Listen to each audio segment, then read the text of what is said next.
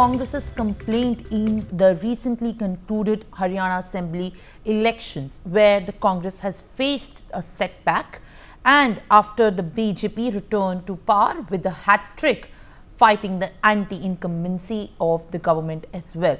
The Congress in the latest has issued complaints to the Election Commission and alleged discrepancies in the EVM during the counting of the votes for the Haryana Assembly elections. The Congress has alleged that the batteries were charged at 99% during the counting, which took place on October 8. The complaints follow the Congress's defeat in the Haryana Assembly elections after the party failed to win a simple majority, even after 10 years of BJP rule in the state.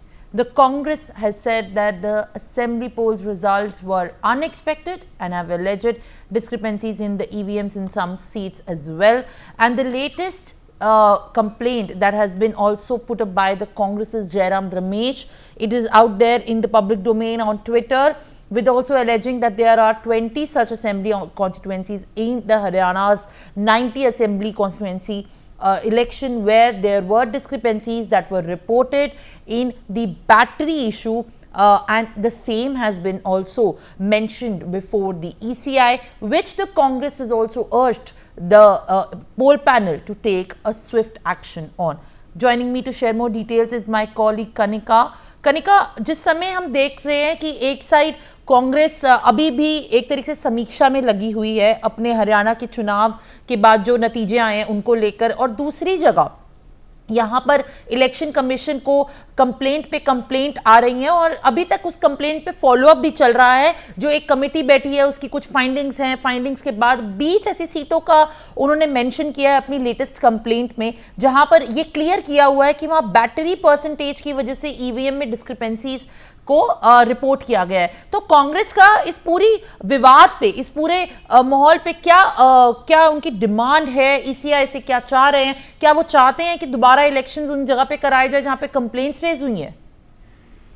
और देखिए सिमरन, साफ तौर पे हरियाणा में हार के बाद एक और कांग्रेस के बीच समीक्षा बैठक चल रही है। परसों जो है दिल्ली में समीक्षा बैठक हुई, तमाम पहलुओं पर चर्चा जो है कांग्रेस पार्टी अपने अंदर खाने कर रही है। लेकिन उसी बीच जो है कांग्रेस पार्टी ने, आपको याद होगा जिस दिन रिजल्ट आ रहा था उस दिन भी ईवीएम पे सवाल खड़े किए थे, चुनाव आयोग की वेबसाइट पर सवाल खड़े किए थे। उसके बाद कांग्रेस का एक डेलीगेशन जो है वो चुनाव आयोग गया था और कांग्रेस पार्टी की ओर से ये बड़ा इंडिकेशन जो है वो इलेक्शन कमीशन पे लगाया गया और ईवीएम पे लगाया गया कि जिस तरह की 20 ऐसी कॉन्स्टिट्यूंसीज है जहां पर 99% ईवीएम जो है वो चार्ज थी, यानी कि कांग्रेस ये एलिगेशन लगा रही है कि ईवीएम में कहीं ना कहीं छेड़छाड़ है और इस वजह से जो है इस तरह के आए हैं।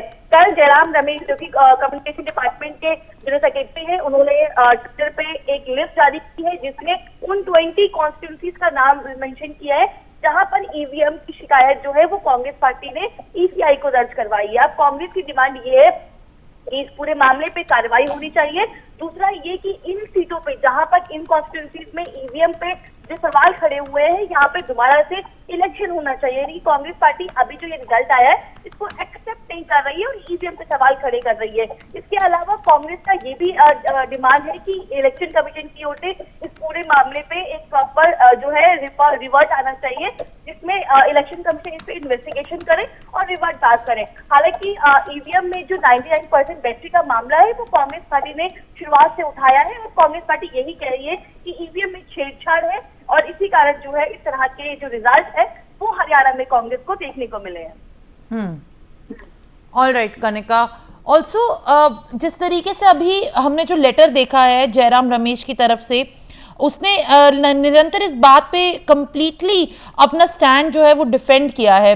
अब जो दूसरी आप समीक्षा बैठक की बात कर रही हैं वो कब तक कंप्लीट होगी और उसके नतीजे, जो समीक्षा बैठक हो रही है इंटरनल इंट्रोस्पेक्शन के लिए, उनके नतीजों पे किस तरीके की एक नई पहल का होना एक्सपेक्ट किया जा सकता है?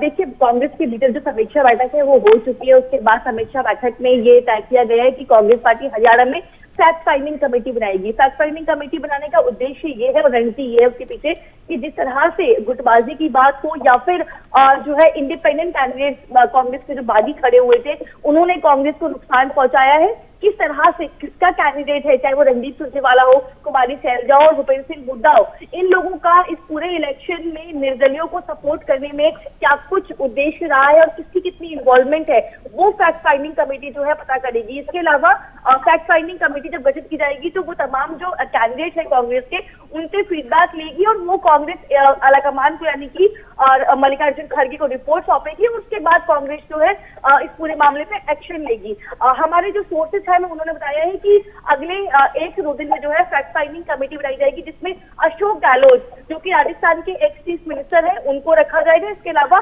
पार्टी के जो बाकी दिग्गज नेता है, वरिष्ठ नेता है, उनको इस कमेटी में रखा जाएगा। तो कहीं ना कहीं फैक्ट फाइंडिंग कमेटी बनाने के बाद, रिपोर्ट सौंपने के बाद ही कांग्रेस जो है हरियाणा में एक्शन लेगी कि क्या उदय भान को हटाना है और उसके अलावा क्या परिवर्तन करने की जरूरत है। तो एक और कांग्रेस समीक्षा बैठक कर रही है, दूसरी ओर चुनाव आयोग पर सवाल भी खड़े कर रही है। तो कहीं ना कहीं देखा जाए तो दोनों तरफ से जो है कांग्रेस हरियाणा को लेकर एक्टिव मोड में है और बल्कि राहुल गांधी खुद इस बात से नाराज है कि जो इनफाइटिंग रही है कांग्रेस की, वो एक बहुत बड़ा कारण रहा कि हरियाणा में कांग्रेस ने इलेक्शन को लूज कर दिया। All right. Kanika, I'll request you to kindly stay on with us while we also have a response from the BJP who's also commenting on this matter. Priyadarshini Singh joins me. इस समय देखा जाए तो कांग्रेस का जो अपने allegations हैं EVM की डिस्क्रिपेंसीज को लेकर और किस तरीके से जो हरियाणा के चुनाव के नतीजे आए हैं उन्हें लेकर लगातार उनका कहना जो है वो बरकरार है, चाहे कितने भी एलिगेशंस आए कि कांग्रेस इंट्रोस्पेक्ट नहीं कर रही है, इनफाइटिंग की वजह से हुआ है, या तमाम तरीके की और एलिगेशंस है। पर कांग्रेस ने अब जो ईसीआई को अप्रोच किया है वो दूसरी कंप्लेंट के साथ और समीक्षा बैठक उनकी एक साइड पे चल रही है जैसे कनिका बता रही हैं। प्रियदर्शनी जी ये बताइए कि इस समय जो 20 कॉन्स्टिट्यूएंसीज पे कांग्रेस ने ये लगातार अपना बयान मेंटेन किया है कि बैटरी परसेंटेज की वजह से चुनावों का नतीजा रिफ्लेक्ट हुआ है, उसमें चेंजेस आए, उसके ऊपर आपका क्या कहना है? To answer in English or Hindi? Hello? Yes, ma'am, I'm asking you. Or do you want me to answer in English or Hindi? You can go ahead with English. All right. Please. Okay, fine. So I'll tell you what, grapes are always sore for Congress because once they don't win, they try and blame EVM and other factors. Frankly speaking, they are into an absolute delusion world and they do not understand that you cannot win in any of the election when you don't have your own Sangathan existing in the state. Now let us face it that Huda Sahab has totally was only basis of Huda Sahab. We cannot win an election. He has lost his credibility 10 years back only. Now they were trying to do is old mal, like old stuff, old products in a new packaging. It doesn't work in Haryana. Haryana people are very intelligent. They're politically very intelligent people and they know what to do and what not to do. Now, who has sent this application on 99% battery to the EVM machine? Jairam Ramesh. Now, let us face it, Jairam Ramesh has never won a Sarpanchi ka election ever in his life. And he is complaining about electoral politics. First of all, he should learn electoral politics and then he should do any claim on electoral politics.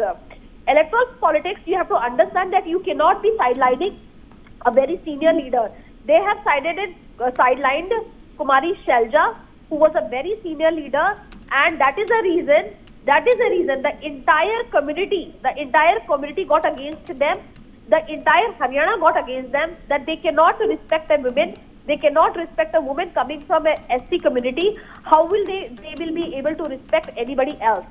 For more such videos, subscribe to the NewsX YouTube channel, hit the bell icon.